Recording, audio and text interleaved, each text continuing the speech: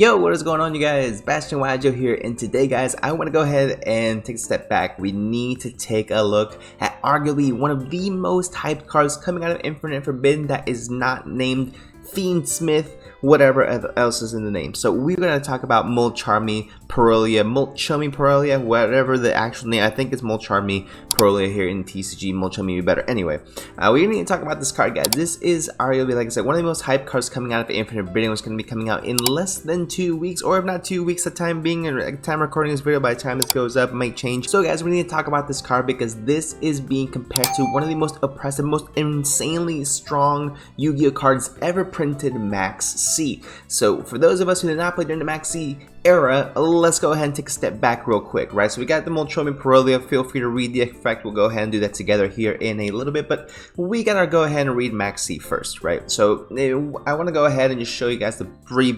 differences that you're going to be seeing with this, right? Why Maxx C is still the far more powerful card, and why I really don't see it ever really coming off the ban list in the TCG. If it happens, cool. I still have my playset, so we're good on that, Konami. Just quick nod off to you. But we gotta take a look at Maxx C, guys, to take a look at the big difference between either Maxx C and Mulcharmy Paralia first, right? So Maxx C reads: during either player's turn, you can send this card from your hand to the graveyard.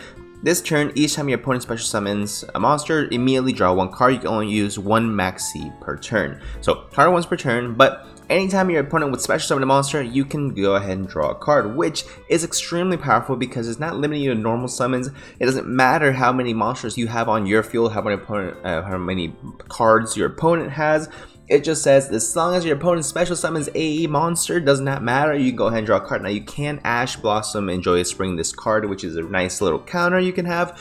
You can cross out Designator it, you can Called by the Grave it, but if you don't have those responses, which is given, it's quite a few responses that you have potentially to this card, guys, then you're in for a world of hurt, because you can go one of two ways. You could completely stop your turn entirely, so your opponent doesn't out-resource you with the amount of interruptions and board breakers and hand traps that they will draw into, or you can take the Maxx C challenge, in which case you are pretty much aiming to build one of two things: either the strongest board possible that can play through each and every single hand trap entirely, because if Maxx C is going off and you're going full Snake Eye, especially Snake Eye combo, Salamander combo, whatever combo you guys are doing, you are going to be giving your opponent a lot of hand advantage, which could be, again, absolutely devastating if you draw the right cards, but it's something you can definitely go into. Or you can try to keep special summoning until your opponent decks out, which, there being 40 cards, you have to special summon a lot for that to happen. Not to say it's impossible, but it's something you can definitely go ahead and try. So this is Maxx C, right? For those who do not know, this is Maxx C.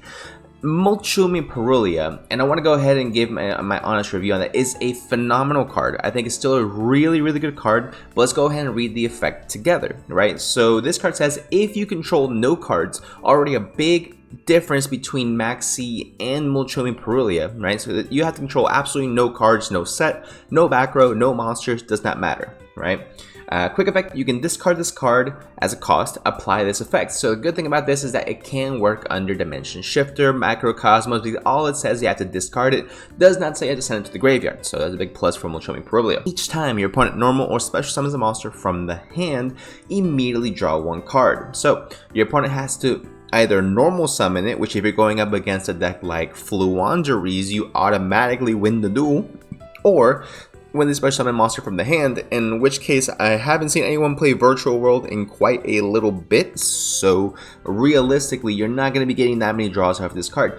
Now, this could be seen as a good and a bad thing. Let me explain. The second, this card goes on to read, right? Once per turn, once during the end phase, if the number of cards in your hand is more than the number of opponents cards your opponent controls plus 6, you must randomly shuffle cards from your hand into the deck so that the number in your hand equals the number of monsters your opponent controls plus 6, right?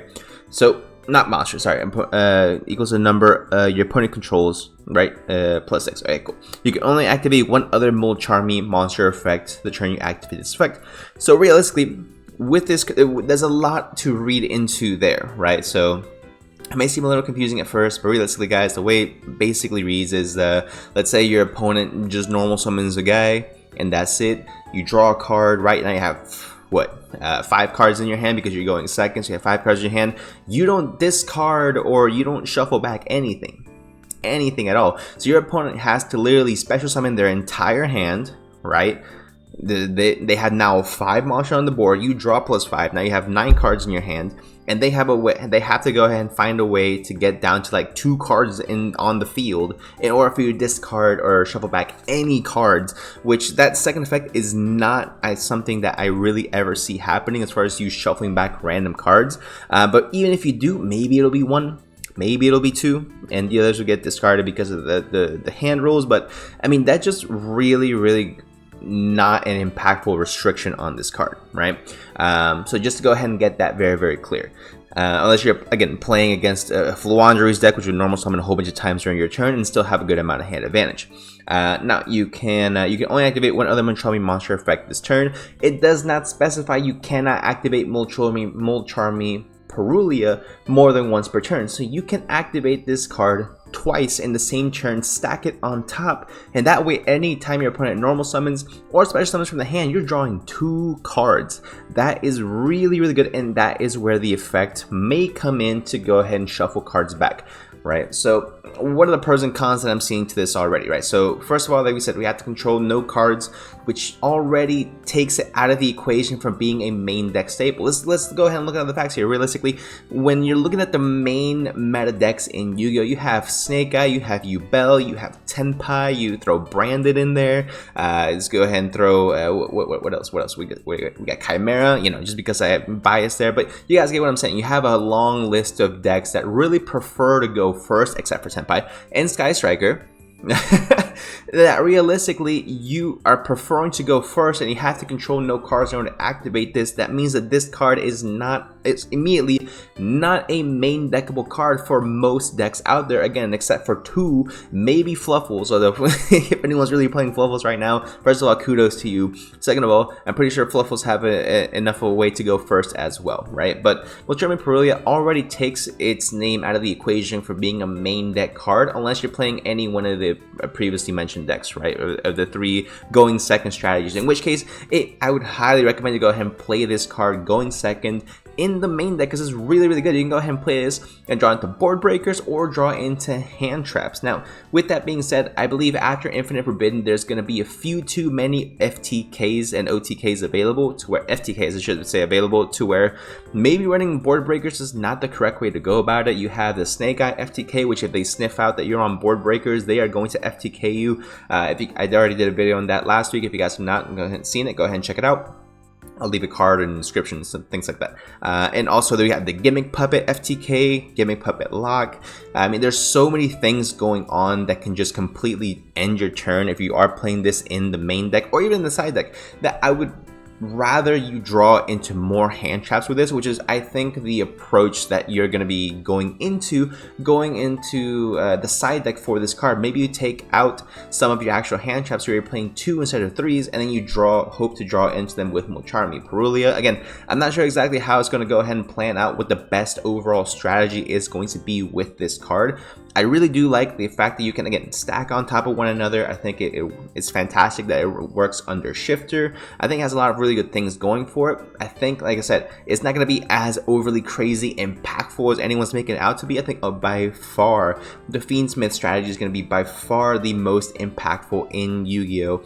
Post Infinite Forbidden, and that's not even like a hot take, right? I'm pretty sure we all are well aware of what the Fiendsmith does, and if you guys don't, I'll go ahead and make a video on that probably later on this week, just so you guys the different lines and what the deck actually, what the cards actually do overall. Because really, if you're just looking at Fiendsmith and just looking at a guy like a special summon itself, it's really not that simple, right? You can make into rank 6s, which lets you go into Beatrice, which gets you full Snake Eyes combo, gets you full Sprite combo as well.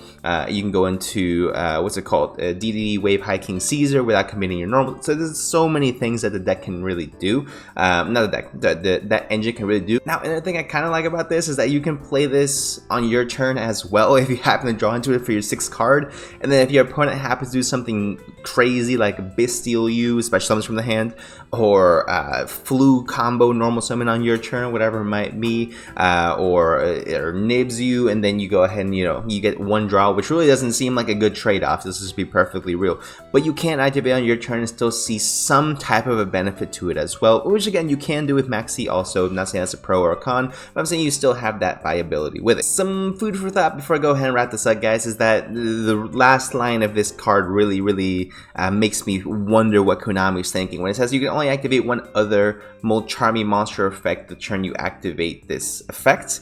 That is telling me that Konami is planning to make more of these guys. If they're gonna look to make more of these guys with similar effects, I'm assuming that each one's gonna be for special summons, draw for special summons from different places. Maybe if you special summon from the deck or graveyard or extra deck, you get to go ahead and draw for those type of things. So that would be really interesting to see that as a potential engine. Maybe with that we see Exodia come back into the fray, which Exodia is getting new support in Infinite Forbidden as it is the main boss monster cover card, so that would be really interesting.